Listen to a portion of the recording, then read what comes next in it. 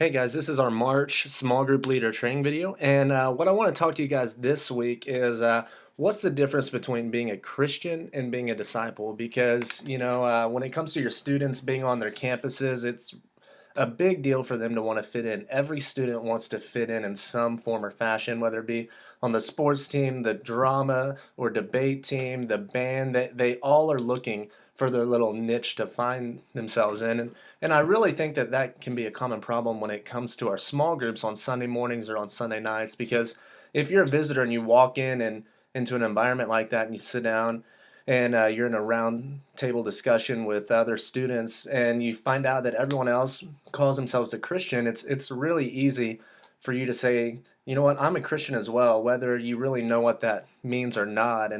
And so my challenge to you guys this month is to really start to dig in into and invest into your students' lives personally, not just in a group setting, but begin to text your students on a weekly basis. Figure out what's going on. If they have a debate tournament or a drama that's coming up or a tennis match or something, try to make time and go to those because it'll mean the world to your students and you'll begin to start to see exactly where they're at spiritually outside of just a group conversation.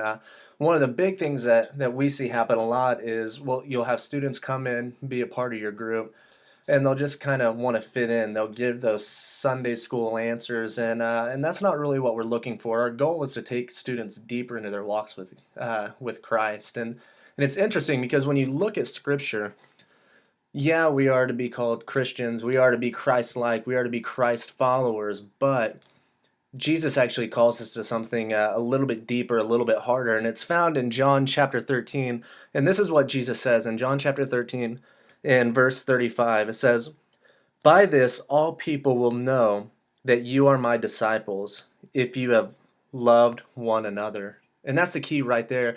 It says that they will know that you are my disciple. That word disciple, it takes things a little bit deeper. It's a little bit of a further step than just saying, hey, you know what, I'm a Christian, because again, you'll have many students that'll come and sit in your small groups and say that, hey, I'm a Christian, and that might be as far as we question things, but it's our responsibility to make sure that they are truly following after the things of Christ. And God and Jesus says right there that the way you're going to know if your students are following after Christ and trying to live a godly lifestyle is if they're truly loving one another, if they're truly investing in one another and pushing one another to be closer to Christ. And so that's kind of our challenge of this coming month, that we want you guys to try to fully invest. We know that you guys have a lot on your plate. You guys have your own family and your own life, but you play a crucial role in the lives of the students that you get to talk to, and you're impacting their lives more than you realize it. And a lot of times, I think, I can speak for myself. I take that for granted, and I don't always go that extra mile. And so this is a challenge for me as well.